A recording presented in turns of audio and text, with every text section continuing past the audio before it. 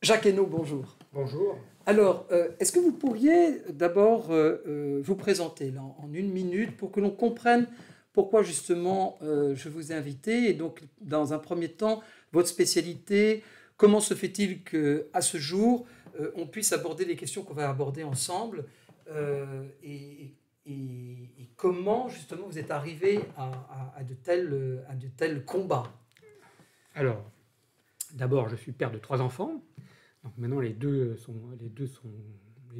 garçons sont grands, 21 et bientôt 20 ans. Une petite dernière, 17 ans, donc qui a encore un smartphone et qui passe du temps sur son smartphone. Et puis, je suis de profession à la base journaliste, plutôt spécialiste des nouvelles technologies de l'information. D'accord.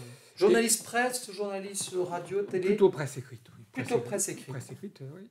Donc je suis maintenant journaliste indépendant, je travaille surtout pour le quotidien Les Échos.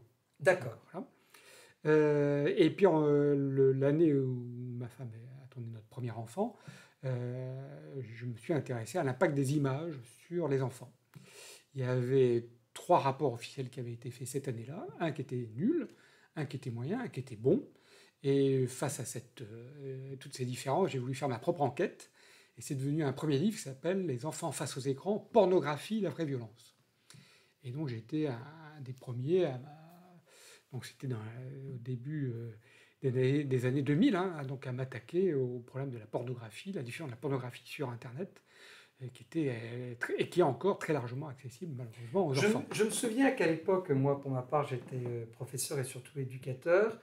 Et j'avais aussi, voilà, dans le cadre d'un contexte d'établissement chrétien, une mission en raison de mon engagement, une mission pastorale.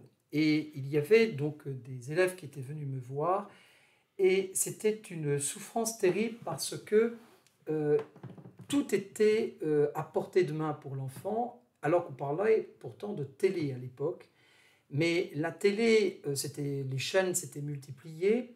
Il y avait donc du coup des abonnements et un de ces garçons me disait non seulement moi je suis pris, mais j'ai surpris mon petit frère de 8 ans à 2h du matin devant la télé à regarder quelque chose qu'il ne devait pas regarder. Qu'est-ce que je fais, Albéric? Donc vous aviez déjà pressenti que là il y avait un impact terrible rien que par la télé au départ. Télé, on voyait déjà l'arrivée d'Internet quand même. On voyait déjà les diffusions d'Internet, d'images parfois aussi ultra-violentes. Voilà, et le livre donc essayait de faire la part des choses entre est-ce que les images ultra-violentes ont un impact et est-ce que les images pornographiques ont un impact. Donc sachant qu'effectivement les images pornographiques ont un impact dramatique sur les enfants et cet impact n'a pas diminué puisque aujourd'hui on sait que des enfants à partir de 11 ans, 12 ans passent parfois beaucoup de temps à regarder des images pornographiques. Alors c'est pas toutes les familles, pas tous les enfants, bien sûr, mais ce sont des choses qui arrivent. Il faut le savoir. À partir des années 2000, vous avez donc édité ce livre. Vous avez certainement dû avoir des réactions. Il y a eu des invitations sur les plateaux. Est-ce que vous avez senti que, avec d'autres personnes qui certainement ont pris leur plume, est-ce que vous avez senti qu'à ce moment-là, les gouvernements et les politiques réagissaient? Il y a eu des lois qui sont passées? Oui, il y a eu une conférence de la famille. Donc une conférence de la famille, c'est une conférence qui normalement était organisée par le ministre en charge de la famille. Alors, donc ça dépend parfois des ministères, enfin des gouvernements. Donc là, à l'époque, c'était le ministre de la Santé qui était en charge de la famille. Donc il y avait eu une conférence de la famille dédiée à ce problème.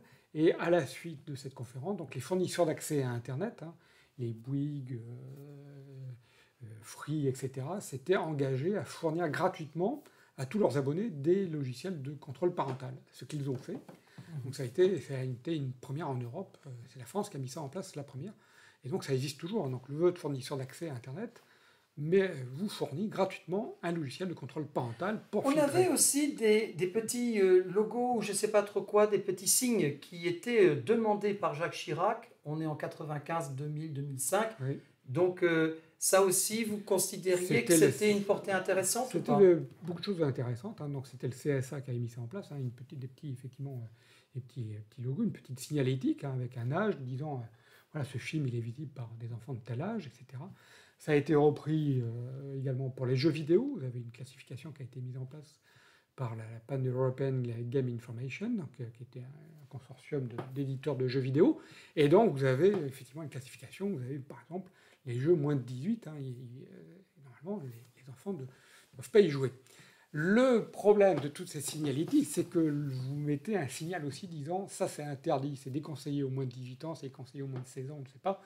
Et ça attire l'attention des enfants qui se disent... En fait, ils veulent désobéir. Ils veulent désobéir. Donc voilà. Donc on sait, par exemple, moi j'interviens très régulièrement devant des enfants du primaire, des collégiens et des lycéens. Je fais des sondages à main levée dans les classes et je demande qui joue à un jeu, par exemple, qui s'appelle GTA, Grand Theft Auto, qui est normalement déconseillé aux moins de 18 ans.